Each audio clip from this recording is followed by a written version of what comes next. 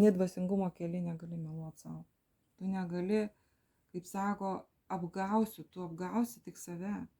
Tu negirdėsi tada savęs. Kiekvienas melas mums uždaro kelią girdėjimui savęs.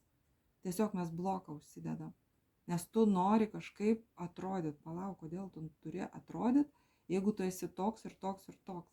Ir melas apskritai pilkumo įneša į Tai aurą, ar iš ne? viso melas labai, labai jisai, kaip pasakyti, žmonės nusisuks tiesiog intuityviai nuo tavęs nusisukinės, jeigu tu meluosi.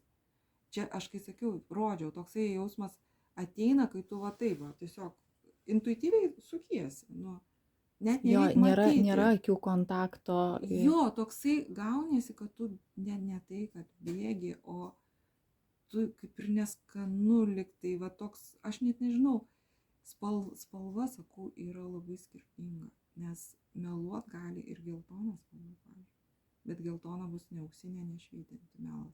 Drumsta spalva. Jo, tu matysi, kaip pasakyti, ne pastelinė, o to matinės spalvos, kurios būtent jos neturi švytėjimo. Net